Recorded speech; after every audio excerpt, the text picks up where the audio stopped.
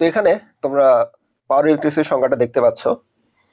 তো power electronics হলো এমন একটি প্রযুক্তি যা বৈদ্যুতিক শক্তিকে নিয়ন্ত্রণ ও রূপান্তর করতে ব্যবহার করা হয়।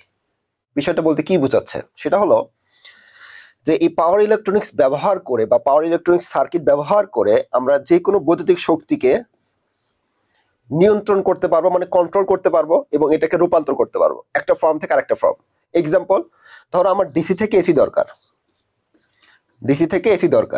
তাহলে কি এটা আমি রূপান্তর করতে পারতেছি, একটা ফর্ম থেকে আরেকটা ফর্মে রূপান্তর করতে পারতেছি। আবার ধরো আমার ডিসি থেকে ডিসি আছে 24 ভোল্ট, আমার দরকার হচ্ছে ডিসি 12 ভোল্ট, তার মানে কি নিয়ন্ত্রণ করতেছি, আমরা কন্ট্রোল করতেছি। তার মানে এই পাওয়ার ইলেকট্রনিক সার্কিট ব্যবহার করে আমরা কি করতে পারি, নিয়ন্ত্রণও করতে পারবো, পাশাপাশি এটাকে রূপান্তর করতে পারবো।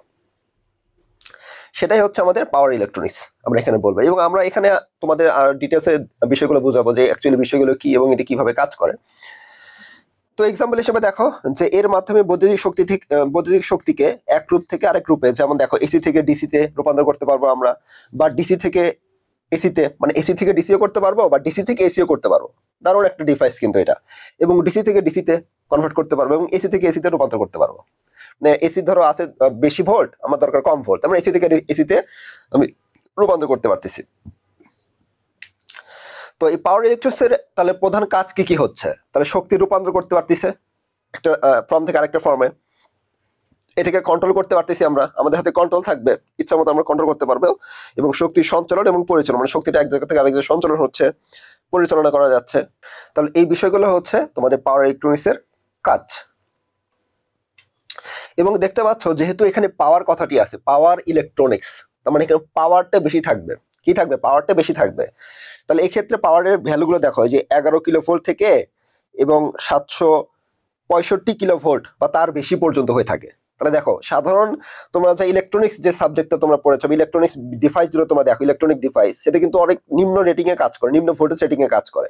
কিন্তু এখানে দেখো পাওয়ার ইলেকট্রনিক্স নামটা দেখি তোমরা বুঝতে পারছো যে এখানে পাওয়ারটা বেশি থাকবে, মানে ভোল্টেজের রেটিংটা বেশি থাকবে। কত দেখো, 11 কিলোভোল্ট, অনেক বেশি কিন্তু। এবং এটা 765 কিলোভোল্ট পর্যন্ত হয়ে থাকে। বিষয়গুলো আরো ডিটেলসে তোমাদের ধীরে ধীরে সবকিছু বুঝাই দেবো, টেনশনের কোনো কারণ নাই। এবং অনেকেই কিন্তু দেখেছে যে এই সাবজেক্টটা তোমাদের ভয় করো, অর্থাৎ এই সাবজেক্টটাতে তোমরা অনেক বড় বড় ডায়াগ্রাম রয়েছে যেগুলো দেখে তোমরা অনেকেই ভয় পড়ো যে এই সাবজেক্ট মনে হয় আমি পারবো না। কিন্তু টেনশনের কোনো কারণ নাই, খুবই সহজে বিষয়গুলো বোঝাবো যাতে করে তোমাদের আর কোনো সমস্যায় না হয়। যেমন দেখো এখানে একটা এক্সাম্পল তোমাকে দেখাই। এখানে একটা ইলেকট্রিক কার দেখতে পাচ্ছ। ইলেকট্রিক কারের ভিতরে এখানে একটা ব্যাটারি রয়েছে, এদিক দিয়ে চার্জ হবে ব্যাটারিটা। এবং এই কারের ভিতরে কিন্তু দেখো 48 ভোল্ট ডিসি সিস্টেমও দরকার, আবার 12 ভোল্টের সিস্টেমও দরকার। মানে ভিতরে এমন কিছু আমাদের ডিভাইস রয়েছে যেটা কিন্তু 12 ভোল্টের চালানো যাবে, মানে 12 ভোল্টের বেশি হলে আবার সমস্যা।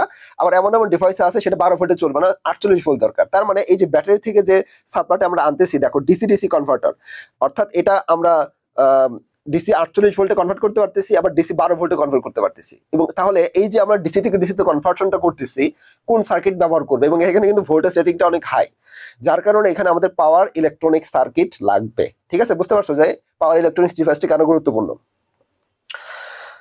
এখন আমরা দেখব বেসিক পাওয়ার ইলেকট্রনিক সিস্টেমের ব্লক ডায়াগ্রামের ব্যাখ্যা। তাহলে এখানে তোমরা একটা ব্লক ডায়াগ্রাম দেখতে পাচ্ছ। তো এই ব্লক ডায়াগ্রামটা অনেকেই বুঝে না, আমি তোমাকে বুঝাই দিচ্ছি ব্লক ডায়াগ্রামটা কিভাবে কাজ করে। তাহলে এখানে আমাদের একটা সোর্স আছে, সোর্স, এদিক দিয়ে আমি সাপ্লাই দিব। তো আমি ধরে নিচ্ছি আমি ডিসি থেকে এসিতে কনভার্ট করব। তাহলে আমার যে সার্কিটটা আছে সেটা কি করবে, ডিসি থেকে এসিতে কনভার্ট করবে। তাহলে সোর্স থেকে আমরা কি দিচ্ছি, পাওয়ার সাপ্লাই দিচ্ছি। সোর্সে কি দিচ্ছি, পাওয়ার সাপ্লাই দিচ্ছি, যাতে করে আমাদের ইলেকট্রনিক ডিভাইসটা পাওয়ার পাই। তাহলে সোর্স থেকে আমরা পাওয়ার সাপ্লাই দিচ্ছি এবং আমি কি করতে চাচ্ছি, ডিসি থেকে এসিতে কনভার্ট করতে যাচ্ছি। তাহলে এই সার্কিটটা কি করবে, এই যে পাওয়ার ইলেকট্রনিক সার্কিটটা যেটা রয়েছে সেটা কি করবে, ডিসি থেকে এসিতে কনভার্ট করবে। আচ্ছা ঠিক আছে, তাহলে এই ডিসি থেকে এসিতে কনভার্ট করে আমাদের কিসে দিচ্ছে, লোডে দিবে। তাহলে আমাদের এখান থেকে লোডে যাবে। এবং আমরা জানি কি, যেহেতু ইলেকট্রিক সার্কিট, তাহলে এখানে ভোল্টেজ এবং কারেন্ট থাকবে, অর্থাৎ ভোল্টেজ এবং কারেন্ট গিয়ে লোডটাকে চালাবে। ধরে নিলাম এখানে একটা ইন্ডাকশন মোটর আছে, তাহলে এই মোটরের তো একটা নির্দিষ্ট স্পিড আমি বলে দিলাম যে এত আরপিএম এসে ঘুরবে, একটা ফিক্সড আরপিএম আছে। তাহলে এখান থেকে আমি ডিসি সাপ্লাই দিচ্ছি, পাচ্ছি কি, এসি সাপ্লাই পাচ্ছি। এখানে এই পাওয়ার ইলেকট্রনিক সার্কিট সেটা এসিতে কনভার্ট করে দিল। এখন ধরো বাই চান্স কোনো কারণে কোনো লোডের কারণে হোক, মানে যেটুকু লোড তোমার ওই মোটরে দেওয়ার দরকার তার থেকে বেশি দিচ্ছ, তাহলে কি হচ্ছে, আরপিএমটা কমে যাবে বা স্পিডটা কমে যাবে।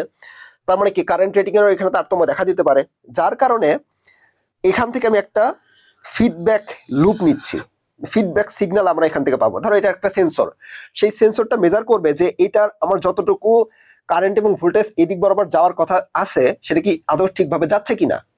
ধরো এখান থেকে আমাদের 5 এম্পিয়ার কারেন্ট যাওয়ার কথা, সাপোজ আমাদের এই মোটরটা 5 এম্পিয়ার কারেন্ট নিয়ে সুন্দরভাবে রান করতে পারবে, ওই আরপিএমটা তুলতে পারবে 5 এম্পিয়ার দিলে।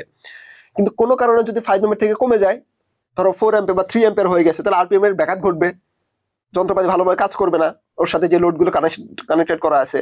যার কারণে এদিক দিয়ে আমি একটা লুপ নিছি, ফিডব্যাক লুপ। এই লুপের ভিতরে দিয়ে এটা একটা, ধরো এখানে একটা সেন্সর আছে, তো সেন্সরটা কি করলো, এটা বুঝতে পারলো যে হ্যাঁ এখানে আর অ্যাম্পিয়ারের রেটিংটা কমে গেছে, এদিক বরাবর যে অ্যাম্পিয়ারটা আসছে পাওয়ার ইলেকট্রনিক সার্কিট থেকে, সেই অ্যাম্পিয়ার রেটিংটা কমে গেছে। তখন এই ফিডব্যাক সিগন্যালটা নিয়ে সেটা কি করলো, কন্ট্রোল ইউনিটে দিল, কন্ট্রোল ইউনিট। এবং এদিক দিয়ে একটা কমান্ড সিগন্যাল দেওয়া আছে যে 5 অ্যাম্পিয়ারের নিচে নামা যাবে না। এখান থেকে কমান্ড দেওয়া আছে যে আমার অ্যাম্পিয়ার যদি সবসময় 5 অ্যাম্পিয়ার হয়, কিন্তু এই ফিডব্যাক সিগন্যাল বলে দিচ্ছে কি, ভাইয়া এখানে তো আসছে 3 অ্যাম্পিয়ার, এখানে তো 3 অ্যাম্পিয়ার আসতেছে, তাহলে আমাদের কি কারেন্ট রেটিংটা কমে গেছে না? 5 এম্পিয়ার হওয়ার কথা ছিল, হয়ে গেছে কত, 3 এম্পিয়ার। তখন এই কমান্ড সিগন্যালটা কি করলো, কন্ট্রোল ইউনিটের মাধ্যমে ডিজিটাল সার্কিট হয়ে পাওয়ার ইলেকট্রনিক সার্কিটে গিয়ে তখন সিগন্যালটা দিয়ে দিল, দিয়ে বললো যে আমার অ্যাম্পিয়ারটা বাড়ায় দাও। তখন কি করলো, পাওয়ার ইলেকট্রনিক সার্কিটের অ্যাম্পিয়ারটা আবার আগের মতন 5 অ্যাম্পিয়ার করে দিল, যাতে করে আবার মোটরটা সুন্দরভাবে রান করে। তাহলে যদি আমাদের এই ফিডব্যাক থেকে এই সার্কিটগুলো আমরা ইউজ না করতাম, এই কমান্ড যে সিগন্যালটা সেটা যদি না দিতাম, তাহলে কি হতো, অ্যাকচুয়ালি আমাদের ওই ইরর থেকে যেত। ইরর বলতে কি, ধরো 5 অ্যাম্পিয়ার ঘোরার কথা ঘুরতেছে হচ্ছে আমাদের 3 অ্যাম্পিয়ারে। কিন্তু এটা ইউজ করার ফলে কি হলো, যে এই যে এখান থেকে যে কমান্ড বা রেফারেন্স যে সিগন্যালটা আমি দিচ্ছি, ধরো আমার 5 অ্যাম্পিয়ার রেফারেন্স দেওয়া আছে, তখন এটার সাথে তুলনা করলো, যে এই লুপটা এসে বলে দিল, যে এই সেন্সরটা বলে দিল যে এখানে কিন্তু 5 অ্যাম্পিয়ার কারেন্ট যাচ্ছে না, কমে গেছে কারেন্টের ভ্যালুটা।